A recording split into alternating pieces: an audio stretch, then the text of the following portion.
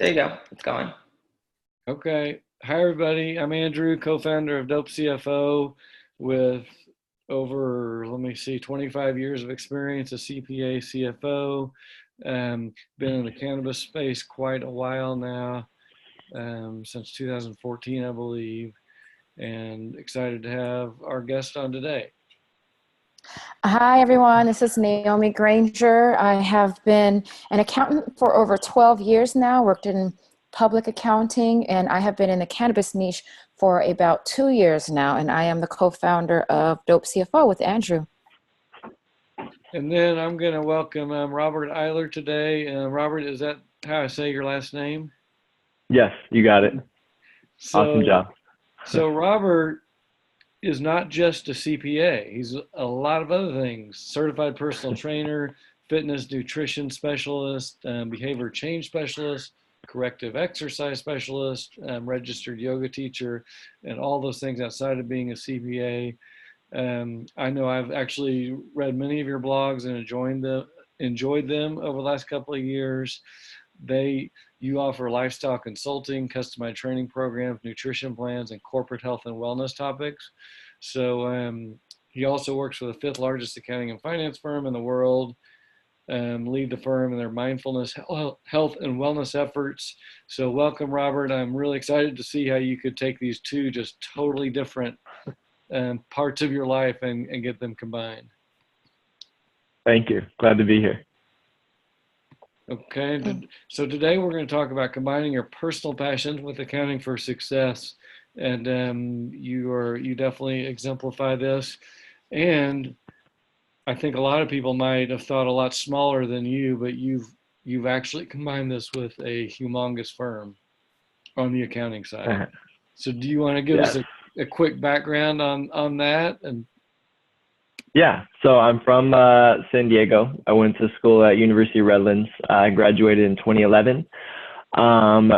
About a year out of college, I was probably on my third job. Took me a little while to get it.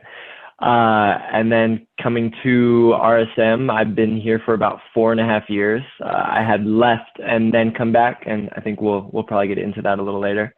But I do some CPA work there, but I also specialize and help lead out their entire health and wellness program. So we're kind of innovating and starting it from the ground up, and kind of have this vision. And so we're kind of moving forward with everything health and wellness.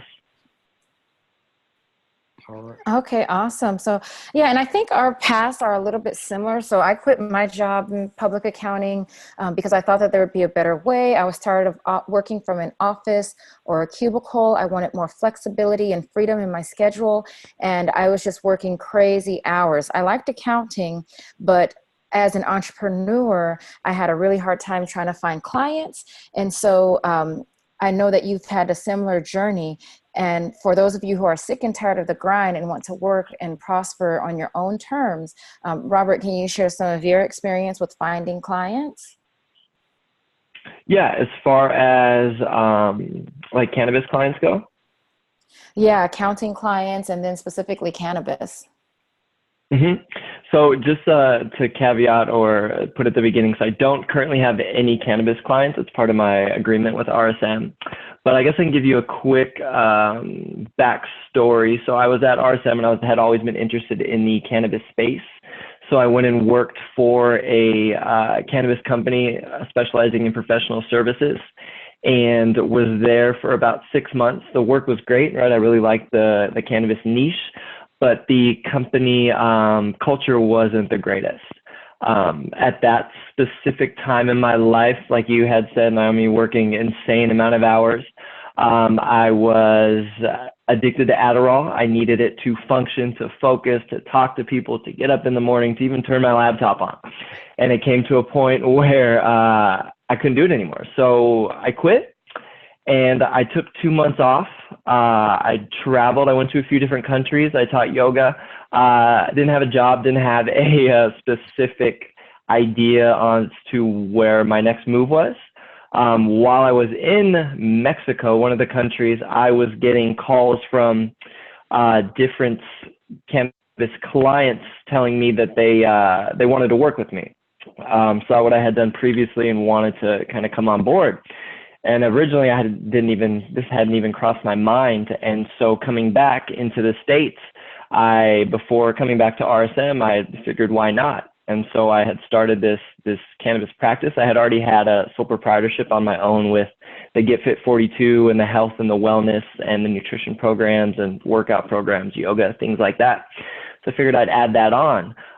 Where Dope CFO came in, which was awesome. Naomi, I think you had reached out to me, found me on LinkedIn, was you guys kind of took care of the entire back office for me, which was awesome. From the kind of the arrangement letters to the scoping to getting paid hourly versus fixed fee to Andrew responding to emails within 5 minutes, any question I had.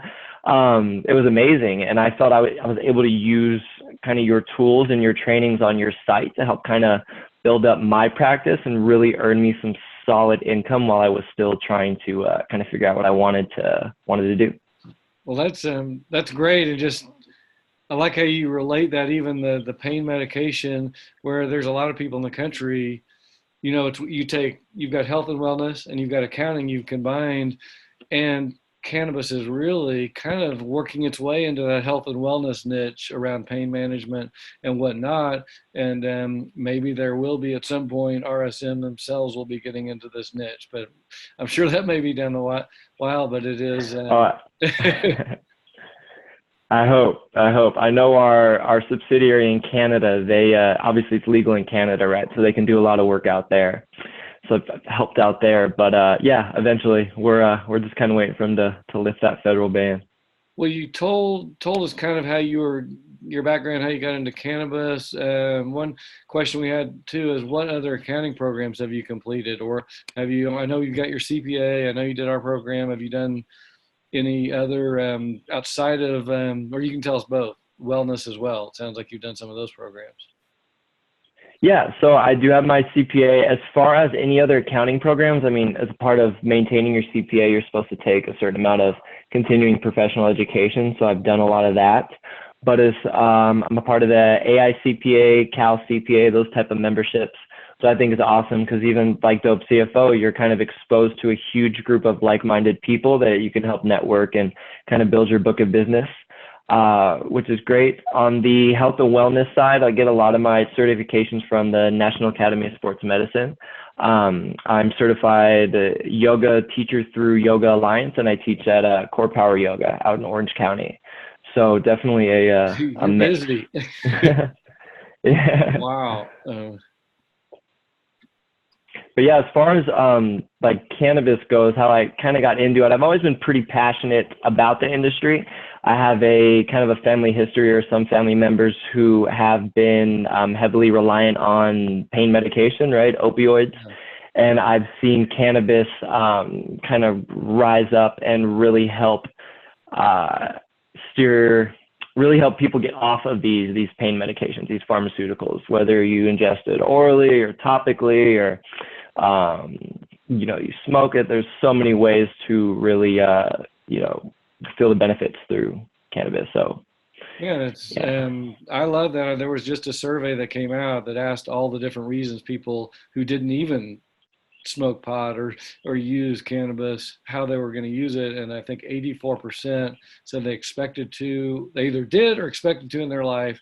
And the number one reason was for pain management, and which we all know is a just epidemic in our country. So that's awesome. Right. And I grew up playing football my whole life. So I played 15 years of football, and I have best friends who were in the NFL and telling me stories of how, you know, teammates would you know, ingest before games and come with all these ways to help get away from the opioids and away from the painkillers and all the crap that they give them, and rely more on this plant. So I see it huge for pain relief, definitely. Okay, I'm trying to. Okay, so in the back to our program, so you mentioned a couple things. Were there other things in the program that help you achieve success even as you went into this new line of business with the bigger company? Yeah, I'd say really just having that kind of entrepreneurial mindset and being able to kind of step out of your comfort zone and, have conversations with people. I think one of the awesome things you guys do is you have that Facebook group that gets everyone kind of talking and really up to date on certain laws and what's being passed. And even outside of cannabis, I think that's important, staying up on the accounting pronouncements or new cutting edge trends as far as the body goes. So I think your ability to really develop that community of like-minded people has helped a ton.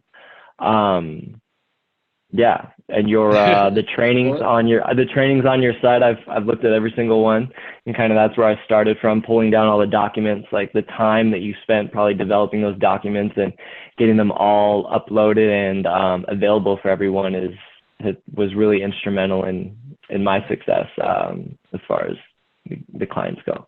Well, let me ask you, what were and you may have already covered this, what were your 3 biggest takeaways from the program? 3 biggest takeaways, I'd say number 1 is, I'd say anybody can do it, but I'd rephrase that and say that if you are dedicated and you are willing to kind of put in the work and the time, then you can do it. It does take work, right? I hear people say that if you love what you do, you'll never work a day in your life. And I think that's a lie. I think if you love what you do, you're going to love the work that you do, but it does take work. That being said, I think you give a good map as to how to get there. The other thing I learned, again, was just the networking ability of you creating that Facebook group and really get people talking about the subjects that we need to talk about, staying up to date on the laws and things like that. And really just vetting your clients, right? Like it's like the Wild West out there, and there is a ton of opportunity, but some clients may not be the greatest fit, right? Yes, Instead of just saying yes to every single client. That's a good point. And I wanted to ask you too, real quick, on the kind of the mindset and confidence, because I know some of our students have trouble talking to a new CEO or whatnot, and they get nervous. But I'm thinking with you're out there dealing with this global firm, and I'm guessing maybe some higher ups in management at a global firm. So how do you deal, and this may relate into your health and wellness as well, how do you deal with that fear of getting in front of a big executive? So I heard a quote one time, and it said that fear is a compass directing you or pointing you in the direction that you should be headed. So anytime I feel uncomfortable or fearful, or I'm going up to speak in front of one person, 10 people, 100 people, when I feel that fear, that excitement, that's my cue to leap right in. Because although it's super uncomfortable at the very beginning, once you dive in, on the other side of diving in is a sense of like fulfillment and achievement. The other thing I do is really just kind of taking a step out of myself and putting myself in their shoes and being able to empathize with them and where they're coming from, and really never, ever, ever taking anything personal, and understanding that however they respond or however they may take something is their experience in that moment, that it may not have anything to do with me and how they're experiencing things. So I think that helps a lot too, to get out of your head and put yourself in. So I'm gonna put that compass quote in our group today after the call, because that's I great. love it. And that'll awesome. Okay. That way when you're feeling, go ahead, you're good. Oh no, did you have something more to say? I was going to just wrap up. Oh no, I was going to say, when you're feeling that discomfort or that really uncomfortable, right? Your palms start to sweat, your adrenaline increases, your pupils dilate, that fight or flight response. That's your cue to really take a deep breath and know that as you step outside of your comfort zone, it comes true growth and true progress and all that good stuff. That's so awesome that you say that, because I just actually did a speech for my university, and I told them that exact thing. Like, the other side of fear is where you're actually going to progress forward. And society teaches us to stay still and be stable and secure. But once you get over the edge and you're able to recognize your fear experience and you're able to get on the other side of that, that's where you see progress and growth in your life and in your business. Yeah, I couldn't agree more. I'm picking up what you're putting down for sure. We drink the same Kool-Aid. Yeah, awesome. Well, thank you so much for taking the time to talk to us today, Robert, and sharing all of your experiences with your business and with the program. Yeah, definitely. Thanks so much for coming on, and it's awesome to watch your success. And Oh, thank you. I appreciate it. Big time. Okay, awesome. And for all the listeners, please visit us at dopecfo.com for more information. You can find us anywhere on social media. Just look for Dope CFO. And we also have a Facebook group where it's full of experts, myself, Andrew, Robert, we're all in that group, so you can get your questions answered. And if you would like a cheat sheet to be able to land your first cannabis client, text the word Dope CFO, all caps, no spaces, to 345-345. That's Dope CFO to 345-345. Until next time, everyone, be dope. all right. Thanks, everyone, and we'll chat in the Thank you. group too. Cool. Thank you. All right.